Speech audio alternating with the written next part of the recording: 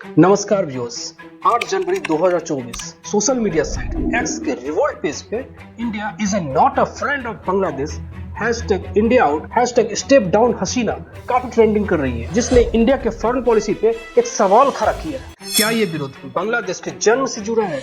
इस कैंपेन की शुरुआत क्यों हुई और इसका आधार क्या है? हैशटैग बायकॉट इंडियन प्रोडक्ट का डेप्थ यानी गहराई क्या है, इसका पर्पस क्या है और इंडिया बांग्लादेश का इकोनॉमिक रिलेशन क्या है, इसके ऑफिशियल फिगर क्या कहते हैं? क्या इससे पहले भी इस तरह की एक्टिविटी हुई है?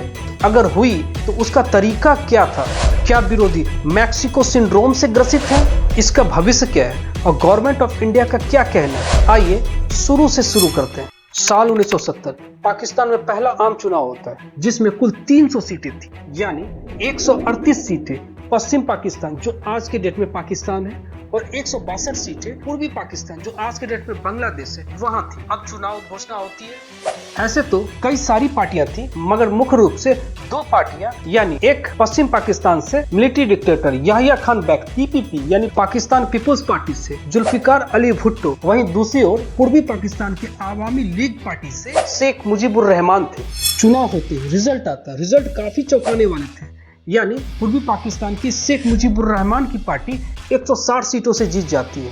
रिजल्ट का पता चलते ही मिलिट्री डिक्टेटर याहिया खान बेचैन हो जाते हैं, क्योंकि वो पूर्वी पाकिस्तानियों से नफरत करते थे। उनका मानना था कि वहां अभी भी लगभग 1 करोड़ हिंदू रहते हैं, जिसका वहां काफी ज्यादा वर्चस्व है, साथ ही बांग्ला भाषियों को शक की निगाह से देखे। इसलिए वो चाहते थे कि पाकिस्तान का प्रधानमंत्री जुल्फिकार अली भुट्टो बने, और जैसे ही उसने जुल्फिकार अली भुट्टो को पीएम अनाउंस किया, वैसे ही शेख मुजीबुर रहमान ने भी स्वतंत्र बांग्लादेश की घोषणा कर दी। और ऐसा करते ही इसके बाद इंडिया से लोकतंत्र की रक्षा के लिए उन्होंने मदद मांगी। शेख मुजीबुर रहमान को नजरबंद कर लिया गया और साथ ही बांग्लादेशियों पे अत्याचार शुरू हो। उस समय इंडिया के पास दो समस्या थी। एक, इंडिया की खुद की आर्थिक स्थिति उतनी अच्छी नहीं थी, साथ ही बांग्लादेश को बचाने के लिए इंडिया को पाकिस्तान के साथ साथ चीन और अमेरिका से भी लड़ना पड़ सकता। बहरहाल इतना होने के बावजूद इंडिया ने युद्ध लड़ी और जीता भी। युद्ध के रिजल्ट के बाद एक चीज देखने को मिला, जहां Bangladeshi Awami league pro India थी, वहीं Bangladeshi military pro Pakistani. Pro Pakistani का मतलब प्रो चाइना भी होता है। इतना होने के बावजूद भी बांग्लादेश के military dictator Ziaur Rahman pro India ना होकर प्रो पाकिस्तानी थे, यानी प्रो चाइना भी थे। उनके मन में इंडिया के लिए काफी निगेटिव विचार थे, जिसका नाम शेख मुजीबुर रहमान के हत्या से भी जुड़ा हुआ है, जिसके द्वारा साल 1978 में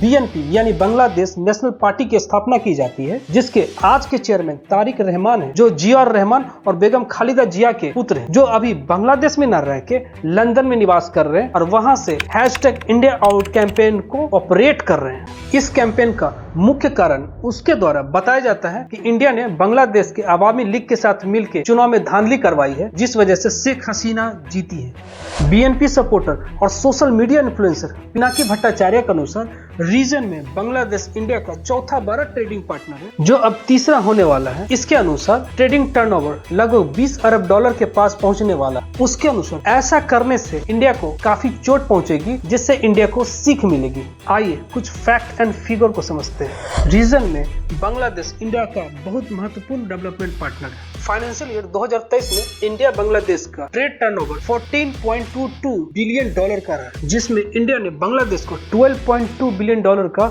एक्सपोर्ट किया। वहीं बांग्लादेश ने इंडिया में 2.02 बिलियन डॉलर का एक्सपोर्ट किया। इंडिया टूरिज्म स्टैटिस्टिक्स 2020 के अनुसार टोटल अर्निंग 8.797 बिलियन डॉलर का रहा, जिसमें यूएसए के बाद बांग्लादेश सेकेंड मोस्ट कंट्रीब्यूटर रहा है।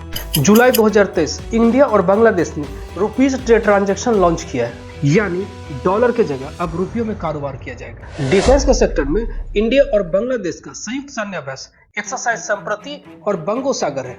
एनर्जी कनेक्टिविटी में इंडिया बांग्लादेश फ्रेंडशिप पाइपलाइन, जो इंडिया के सिलीगुड़ी से लेकर बांग्लादेश के पार्वतीपुर तक है, वहीं अखौरा अगरतला रेल लिंक है। इंडिया और बांग्लादेश का मल्टीलेटरल कोऑपरेशन सार्क, बीमस्टेक और IORA है।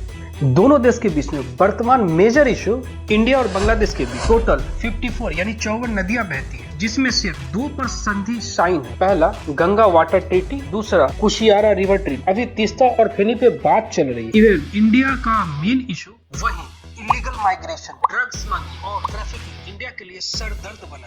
हैशटैग इंडिया आउट कैंपेन से भी पहले कुछ ऐसा हुआ था जो विरोधियों को मैक्सिको सिंड्रोम से ग्रसित बताता। 19 नवंबर 2023 इंडिया और ऑस्ट्रेलिया के बीच फाइनल मैच होता है जिसमें इंडिया हार जाता है। हारते ही सोशल मीडिया साइट पे कई तरह के पोस्ट वायरल होते हैं। भारत का वर्ल्ड कप हारना बांग्लादेश के जीतने के जैसा है। बांग्लादेश वर्ल्ड कप जीत जाता तो हमें उतनी खुशी नहीं होती जितनी खुशी इंडिया के हारने से हुई है। हम सभी चाहते थे कि इंडिया हार जाए। हमारी खुशी ऑस्ट्रेलिया के जीतने से नहीं, इंडिया के हारने से है। कुछ एक्सपर्ट के अनुसार इस तरह के विरोध को जमाते इस्लामी भड़का रहे थे। वहीं कुछ एक्सपर्ट ने विरोधियों को मैक्सिकन सिंड्रोम से ग्रसित बताया। जब कोई पड़ोसी देश economically, politically, socio culturally develop होते हैं तब उस कंट्री को छोटे कंट्री का हेल्प करना या कुछ भी इंटरवीन करना लोगों के मन में बड़े कंट्री के अगेंस्ट बिग ब्रदर एटीट्यूड लगने लगता है, यानी बड़कपन दिखाने का भाव लगने लगता है। इसका मतलब विरोधी उस लेवल तक नहीं जा सकते जिससे उसको काफी जलन होने लगती। जब इंडिया के विदेश मंत्री जयशंकर साहब से सवाल किया गया कि लगातार मालदीव के बाद बांग्लादेश भी चाइना की तरफ जा रहा है तो उन्होंने इसके जवाब में तर्क दिया